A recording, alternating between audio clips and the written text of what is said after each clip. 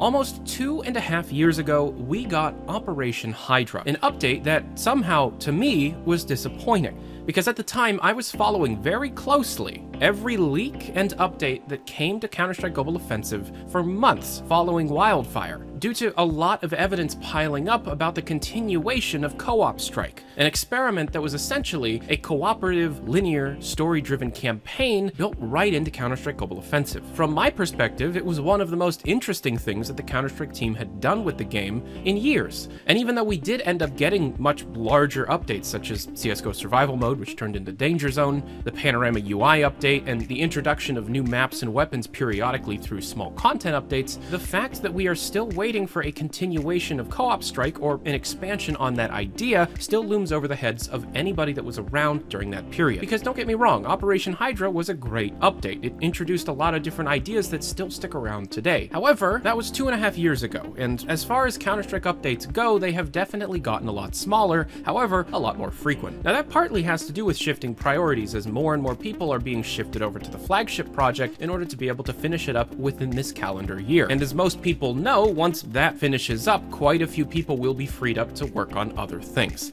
That said, we've had a lot of evidence pile up over the last 8 to 12 months that speak towards the next major Counter-Strike Global Offensive update, and most likely, it's an operation. Some of it internally leaked, some of it externally leaked, but all of it important in order to be able to figure out exactly what's next in terms of major content updates for Counter-Strike Global Offensive.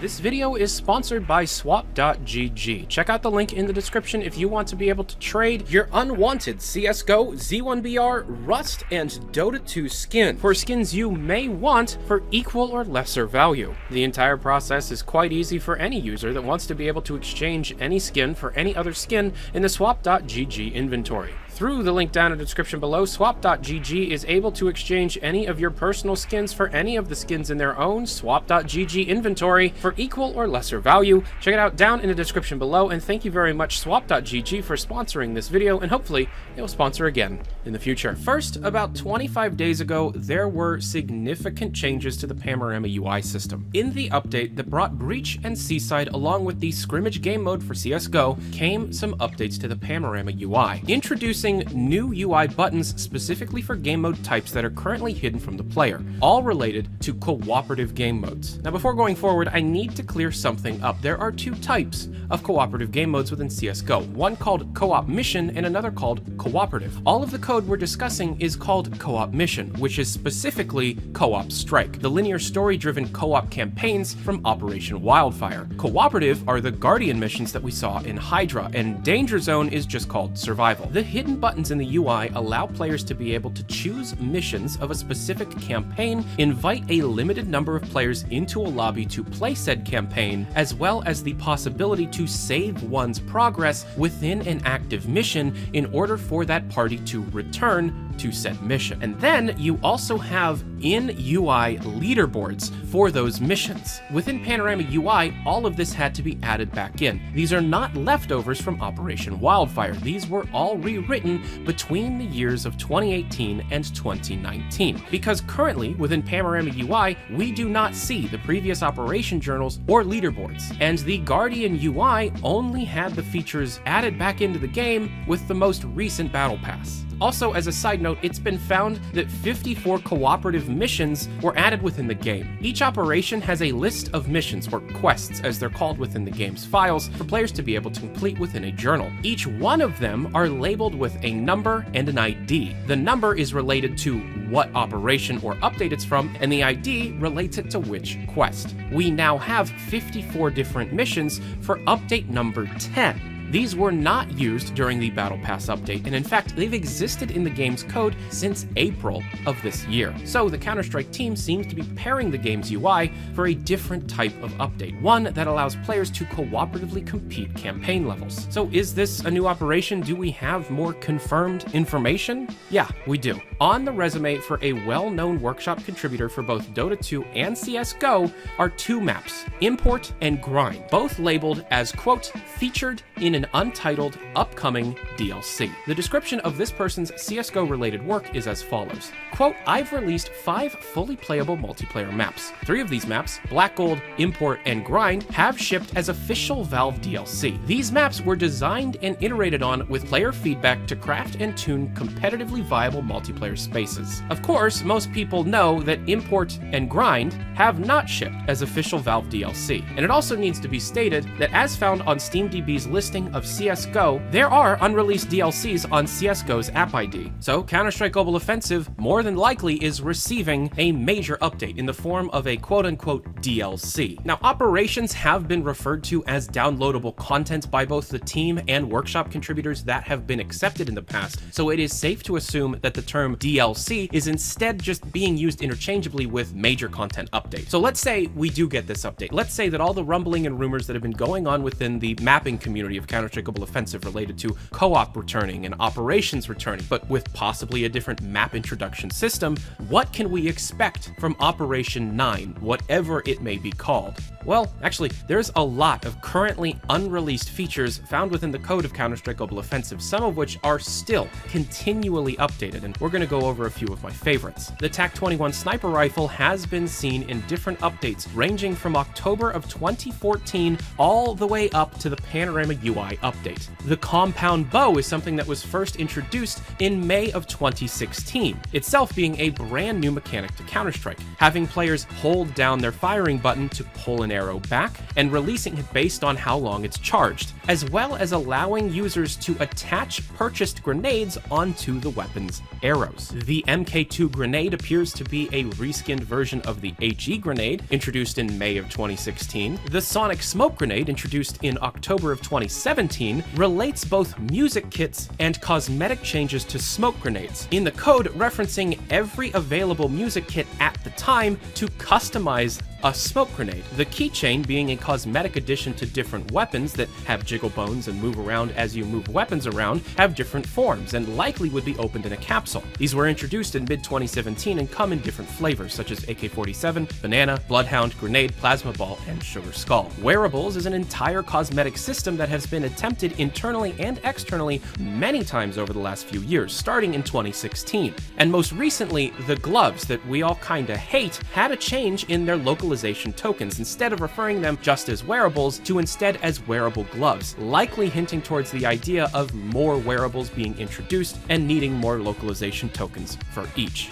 Wearables, by the way, would allow for customization slots on a player's feet, hands, legs, torso, and vest. And the most recent leak related to wearables appeared in July of 2019. And then of course you have some smaller stuff, such as 2 unreleased knife variations, being the Canis and Cord knives. And then of course you have some unreleased Danger Zone content, such as a usable bear trap or a spatula melee weapon. And then of course you have many different references that have been found in strings within updates related to Source 2. Counter-Strike Global Offensive being ported to Source 2 was fully announced during the Perfect World announcement keynote, and since then we have gotten mixed signals on exactly what will be brought over. Did the Perfect World speakers mean the Panorama UI update, or as some of the string leaks have hinted towards, is Counter-Strike getting an entire engine overhaul? John McDonald has stated in a few AMAs that their stance on what they're going to port has to do with specific features, and sometimes backporting Source 2 features to Source 1 is the better option. And then you have this blimp. It was added in the same update as the second Danger Zone map, which by the way in the code was just referred to as Massive Dust. This blimp is obviously unfinished and I have no idea what it's used for. My theory is that it is related to some kind of cooperative campaign that all of the most recent leaks seem to be hinting towards. However, all of this is dependent on how many people are willing to continue working on Counter-Strike Global Offensive. With Flagship and Underlords both taking precedent and priority within Valve's offices currently, it is a little worrying to be able to know exactly how many people are actually working on Counter-Strike Global Offensive day to day.